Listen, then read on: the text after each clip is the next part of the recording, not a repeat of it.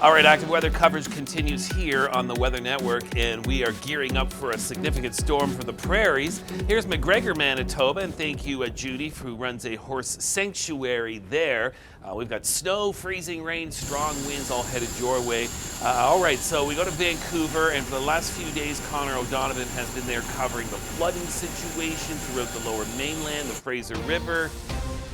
He is on a plane back to Alberta because our storm center coverage continues for Alberta and much of the Prairies because of a significant storm that will include Edmonton under winter storm warnings and snowfall warnings. It's all about this big collision of air masses. The Arctic air is surging south and it's meeting resistance from the warmer Pacific air and at times even the Gulf air. 3 degrees in Toronto at 8 o'clock this morning local time. Halifax was 3. We had a wind chill of almost minus 50 in Yellowknife, and your temperatures in Whitehorse near minus 40. So very, very cold air, minus 30, pardon me. So very cold air there. And note the battle zone between the purple air, that's the Arctic air, and the green here, that's more of that Pacific air. It's back and forth, and that sets up a very active storm track as we lead into the days heading towards Christmas. All right, let's start off in the west. This has been snowing there across the BC interior. We've had a couple of rounds of strong winds through the overnight through the Juan de Fuca and the Strait of Georgia. Vancouver twice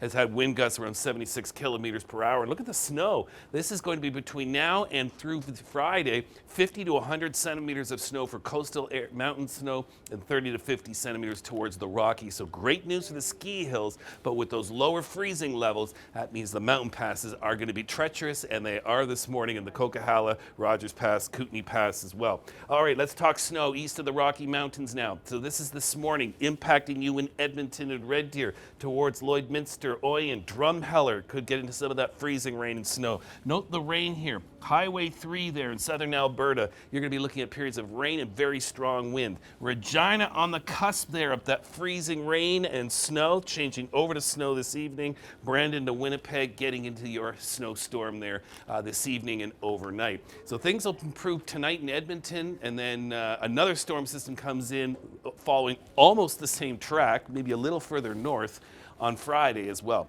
So this is just the storm for today into tomorrow. That's your 10 to 20 centimeters of snow, Edmonton to Saskatoon, Regina. Locally more than that, and through the Interlake region as much as 30 centimeters of snow. And again, this is all accompanied by gusty winds. So blowing snow is a concern. Reduced visibility, road closures as well. So working from home, staying close to home, that's what you want to do. And then you'll notice that the snow tapers off by this evening in Alberta, overnight in Saskatchewan, tomorrow in Manitoba. Watch for very strong winds in southern areas of Alberta. Lethbridge to the BC border, those wind gusts could go 120, 130 kilometers per hour. Strong winds in southern western Saskatchewan could go near 100 kilometers per hour. So power outages on top of all of this. And the temperature roller coaster, Regina, you're going to drop about 23, 24 degrees between this morning or this afternoon till tomorrow afternoon, and then you're up and then you're back down again. So whatever side of the clippers you're on, your temperatures go up, you go down.